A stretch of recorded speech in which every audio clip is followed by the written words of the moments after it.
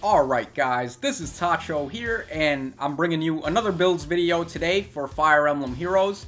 Today we're going to be talking about Mia, and she was just released on the Farfetched Heroes banner. Mia is of course a fan favorite, so a lot of people were looking forward to her being added into Fire Emblem Heroes. So it's really nice to finally have her in the game. So I've got 3 different builds today that I'm going to be talking about for Mia. And while I talk about these builds, I'm also going to be comparing her to Ira a little bit, since they function very similarly and they're pretty much the same unit, except there are some key differences between the two. So let's get started here. This is going to be the first Mia build. So my recommended IVs are going to be plus speed and minus res. That's because Mia actually has the highest base speed in the game, so having plus speed on her means that she's going to be able to double pretty much anybody as long as she has plus speed as her IV. And minus res is on her because she really doesn't need her res stat at all. It's not like she can fight back if she gets hit by a mage, since she doesn't have distant counter, and also her res stat isn't really spectacular in the first place. It's not bad at 25, but it's not really doing anything for her, so you don't really need it. And her weapon, we're going to go ahead and keep Resolute Blade. It gives her plus 3 attack and also plus 10 damage whenever she triggers a special attack. So it's a pretty good weapon, and a lot of people are comparing it to Ira's Blade, since that one gives plus 3 speed and also it comes built in with Flashing Blade 3. But I actually think the Resolute Blade is better, and that's because, first of all, Mia has more speed than Ira, so she does not need to have plus 3 speed on her weapon. And because of that, having plus 3 attack on her weapon means that she can compete with Ira in terms of damage, regardless of the fact that Ira has Swift Sparrow in the A slot and does not need to run Flashing Blade, whereas Mia has to run Flashing Blade, but she can make do without the buff stats from having Swift Sparrow. So that's one way where Mia and Ira are kind of competing with each other. Another really good thing about Resolute Blade is that Wo Dao effect adding 10 damage to her specials. It's really good, man. That's just gonna really sting when she hits opponents with that. So, very good weapon. For her assist, I'm running Reposition. This is pretty much the bread and butter assist that most units are going to be running, since overall it's the most versatile for moving your units around. But there are other options that you could run if you wanted, like Drag Back is a good one, and also in case you wanted to buff some of your allies' stats, you can always run a Rally skill in the assist slot. For specials, I'm running Moonbow, and that's because it's a 2-hit cooldown, and it's going to combo very nicely with Flashing Blade 3. So how this is going to work is, in theory, if you have low enough health that you can proc Desperation, you're going to be hitting twice in a row and avoiding the opponent's counter attack before you finish your second hit. So you can hit them twice. The first hit is going to have Flashing Blade, reduce the cooldown of Moonbow to 0, and then the second hit after that is going to proc Moonbow and add 10 damage to Moonbow from Resolute Blade. So this is really going to hurt when she hits opponents with this, and that's pretty much the idea behind this spread.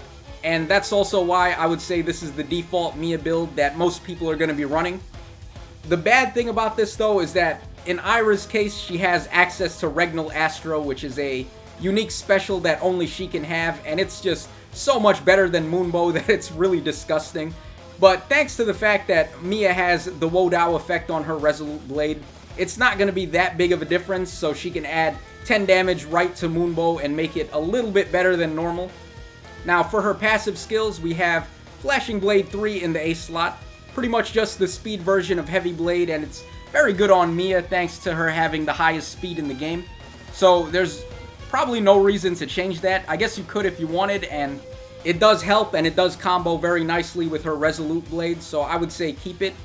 But you could, if you wanted, you could run Swift Sparrow and then change her special from Moonbow to something else, probably Luna or Draconic Aura, something like that.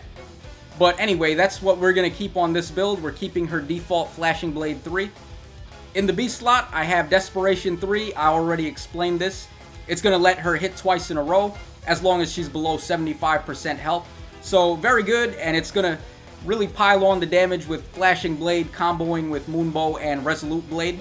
So, that's where the power of this Mia build comes from. And in the C slot, I'm running Drive Speed 2. Drive Speed 2 became a whole lot easier to obtain now that Tilt U is in the 4-star pool. So if you summon a 4-star Tiltyu, you can go ahead and sacrifice her to Mia and get drive speed too. You could also possibly run drive attack too, but that one is a little tougher to get since you gotta sacrifice a Delphia to do that. And the last thing to talk about with this build is the Sacred Seal. I'm running attack up 3, but you could also run speed up 3 depending. Possibly if you have plus attack as your IVs instead of plus speed, you could run speed up 3 as the Sacred Seal instead of attack up 3.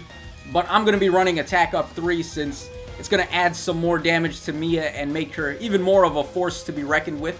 So that's pretty much it for the default Mia build. I'm sure a lot of people came up with something similar or pretty much the same exact build for the most part. There's really not too much to talk about in terms of that.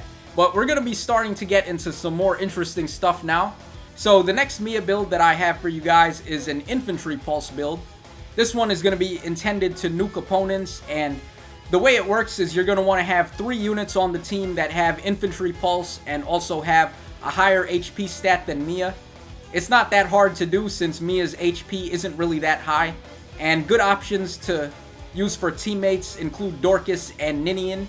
Dorcas, of course, comes with Infantry Pulse right out of the box, so he's a very good choice, and he's also got really nice HP. And Ninian is a dancer and also a blue unit, so giving Ninian Infantry Pulse is a very good idea. So those are 2 options there, and the nice thing about this is that Mia's red, Dorcas is green, and Ninian is blue, so you get one of every color by doing that. And you still need 1 more unit on the team with Infantry Pulse to make the most out of this build, but as far as which unit you want to use for that, that's going to be up to you. I can't really give you all the answers in terms of that. It's going to be pretty much up to preference for the most part. You can use anyone you want, really, as long as they have more HP than Mia and also have Infantry Pulse. But anyway, this build is not going to be that easy to make because a lot of these skills are locked to 5 stars, and also having to run Infantry Pulse on 3 different units is also going to be a little tough to do. But if you can pull it off, this is going to be a really fun setup. Again, her IVs are going to be plus speed and minus res. And spoiler alert, the next build is going to have the exact same IV spread too. I just feel like this is overall her best boon and her best bane to have. Again, the weapon is going to be Resolute Blade. I already explained it. It's a very good weapon, and it's one of the coolest things about Mia. Her assist skill this time around is going to be Rally Attack, and the reason why is because if you've ever run the infantry team, then you probably realize that one of the weaknesses to that team is because all your units have Infantry Pulse in the C slot, so you're not really allowed to run Hone skills or Fortify skills. So it's kind of hard to raise your stats in battle and allow your units to do a little bit more. But having Rally Attack in the assist skill is going to help out with that. I have Dragon Fang as the special attack. This is the most important thing. It's a 4-hit cooldown, and it's going to give her 50% added to her attack stat when it triggers. And if you've got 3 units on the team with Infantry Pulse, and you have the Quicken Pulse Sacred Seal, which I'm going to be running on this set, she's going to have Dragon Fang built up right from the start, and she's going to completely annihilate whoever she attacks with this setup. So yeah, that's pretty much the idea behind it. I also have Wrath on this set to add an extra 10 damage. So you're getting 10 damage from Wrath, 10 damage from Resolute Blade, and 50% attack from Dragon Fang added straight to your damage, and you're going to have this special attack built up right from the start of the fight. So yeah, as you can see, it's just going to annihilate whoever you hit pretty much. There's going to be no survivors in the path of Mia. So moving on to the passive skills, we have Flashing Blade 3 in the A slot once again. This way she can charge up Dragon Fang faster, and even after the first hit where it's going to be charged up right from the get-go, she'll be able to build back up to it pretty quickly with Flashing Blade. As I said already, we have Wrath on this set, and it's also going to help her build back up to Dragon Fang. So even after that first hit, after your Infantry Pulse wears off, she's still going to be quick to build back up to Dragon Fang and do the same thing over and nuke an opponent. Again, in the C slot, I'm running a Drive skill, but this time it's going to be Drive Attack too. That's because the Infantry Pulse team would prefer to have Drive Attack rather than Drive Speed. And comboing with Rally Attack, this is going to give any of her allies plus 7 attack effectively. So pretty cool there.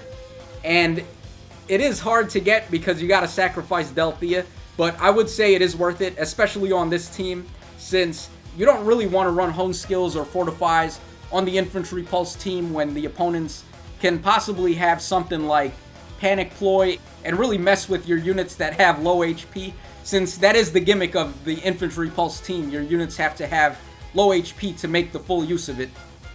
So that's pretty much it for the Infantry Pulse build. It's a really fun one, and it's definitely something I'm looking forward to building myself if I ever pull Mia.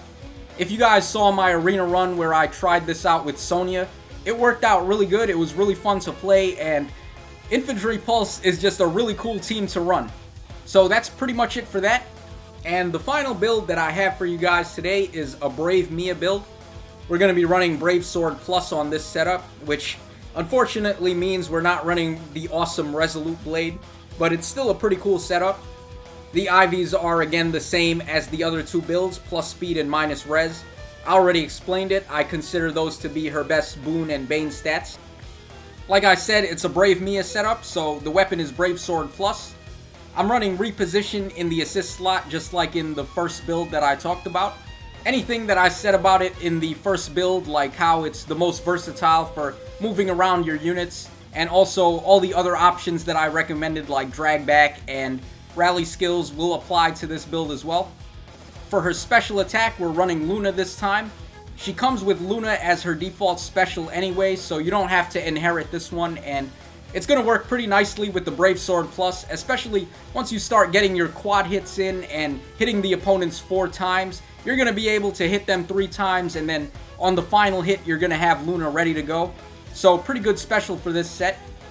And it's going to outcompete Draconic Aura a little bit, since her attack is going to be lower without having the +3 from Resolute Blade, and also because Brave Sword Plus has Pitiful Might. So moving on to passive skills, in the A slot we're going to run Swift Sparrow 2. This is pretty much the same thing that Ira has, and it's a very good one, especially for the Brave Sword build, to try and offset the fact that the Brave Sword has low damage and also it lowers your speed by 5. You could also run Life and Death 3 in this slot if you wanted, but I prefer Swift Sparrow 2 because Mia actually has okay defense at 28.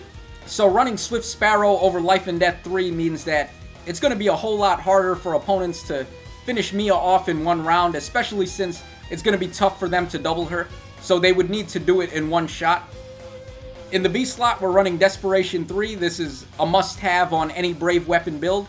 It's going to let her hit 4 times in a row, assuming she's below 75% health, and also getting the quad off. In the C slot, we're running Drive Speed 2 again. This is a whole lot easier to get than Drive Attack 2, since, as I said before, Tilt You was recently added to the 4-star pool. So very good skill to have in the C slot, and it's not going to get messed up by Panic Ploy, so it's very good there. And finally, the Sacred Seal for this build is going to be Brash Assault 3. That way you can guarantee that you're going to quad hit whoever you attack. And with Desperation 3 on this build, Mia is going to be an absolute savage and pretty much just shred any opponent that she attacks, with 3 hits from the Brave Sword and the final 4th hit being a Luna right to the face. So that's pretty much it for the video, guys. Those are my Mia builds, and feel free to comment down below. Let me know your builds for Mia, and let me know, between Mia and Ira, which one of these 2 units do you actually think is the better one? I'm not going to say which one I think is better, because I personally think they're pretty much on par with each other. I wouldn't tier one of them above the other. They have enough similarities between them that it's kind of like Ike and Ryoma, where you can't really say one is definitively better than the other, because they just work so similar. But that Regnal Astra is something that Mia is jealous about, I will say that. So yeah, as always, this is Tacho signing out. I hope you guys enjoyed the video, and as always, cheers, have a great day, and I'll see you again next time.